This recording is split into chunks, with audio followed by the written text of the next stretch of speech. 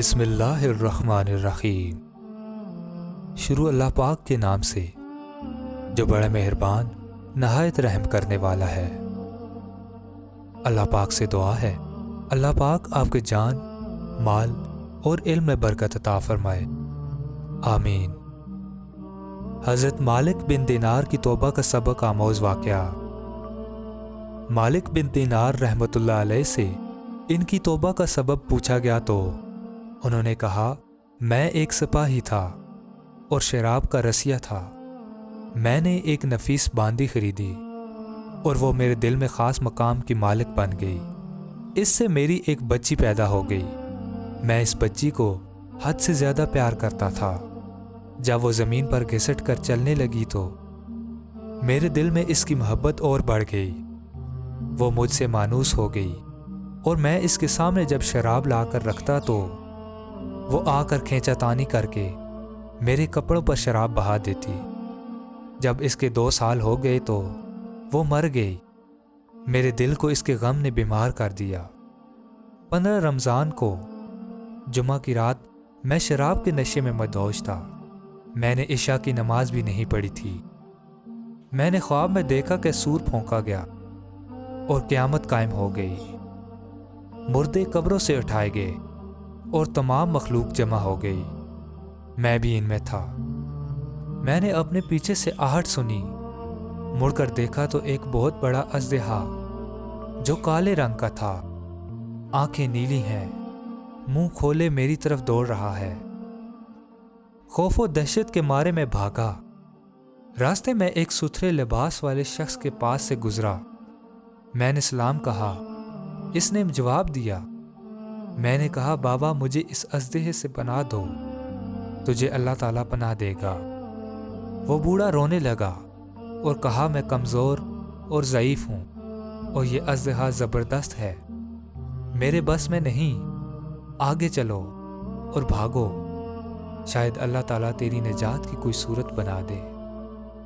میں آگے بھاگنے لگا اور ایک بلند جگہ پر چڑھ گیا۔ ادھر سے میں نے جہنم کے طبقات کو جھانک کر دیکھا، ان کی ہولناکیاں دیکھیں۔ قریب تھا کہ اژدہے کے خوف سے میں ان میں گر جاتا۔ مجھے کسی نے آواز دے کر کہا، چلو یہاں سے، تم یہاں کے رہنے والے نہیں ہو۔ میں اس کی بات سے مطمئن ہو گیا اور وہاں سے واپس لوٹا تو اژدہا میرے پیچھے تھا۔ میں پھر اسی بوڑھے کے پاس آیا اور کہا، بابا میں نے آپ سے درخواست کی کہ اس اژدہے سے میری جان چھڑاؤ، آپ نے کچھ نہیں کیا۔ وہ بوڑھا شخص پھر رونے لگا اور کہا، میں ناتواں ہوں، البتہ تم اس پہاڑ کے پاس جاؤ جہاں مسلمانوں کی امانتیں ہیں، اگر تمہاری کوئی امانت ہوئی تو وہ تمہاری مدد کرے گی۔ میں نے دیکھا چاندی کا ایک گول پہاڑ ہے اور اس میں جگہ جگہ سوراخ اور روشن دان ہیں اور پردے لٹکے ہوئے ہیں۔ ہر روشن دان پر سونے کے دوپٹے ہیں اور ان کے قبضے یاقوت کے ہیں اور آرائش موتیوں کی۔ ہر پٹ پر ایک ریشمی پردہ ہے۔ جب میں نے پہاڑ کی طرف دوڑ لگائی تو فوراً اس کی طرف بھاگا اور اژدہا میرے پیچھے تھا۔ جب میں پہاڑ کے قریب پہنچا تو ایک فرشتے نے آواز دی، پردے ہٹاؤ، دروازہ کھول دو اور سیدھے کھڑے ہو جاؤ، شاید اس حاجت مند کی یہاں کوئی امانت ہو جو اسے اس کے دشمن سے نجات دلائے۔ میں نے دیکھا پردے ہٹ گئے اور دروازے کھل گئے اور ان روشن دانوں سے بہت سارے بچے میری طرف جھانکنے لگے۔ ان کے چہرے چاند کی مانند تھے۔ اژدہا بھی میرے نزدیک پہنچ چکا تھا۔ میں حیران رہ گیا۔ ان بچوں میں سے ایک نے چلا کر کہا، ابے سب آؤ، اس کا دشمن اس کے قریب آ گیا ہے۔ چنانچہ وہ جوک در جوک کھڑے ہو کر جھانکنے لگے۔ اچانک میری وہ بچی جو مر گئی تھی وہ بھی ان کے ساتھ جھانک رہی تھی۔ جب اس نے مجھے دیکھا تو رونے لگی اور کہا، ہاں یہ تو میرا باپ ہے۔ پھر اس نے نور کے جھرمٹ میں تیر کی تیزی کے ساتھ چھلانگ لگائی اور میرے سامنے آ کھڑی ہوئی۔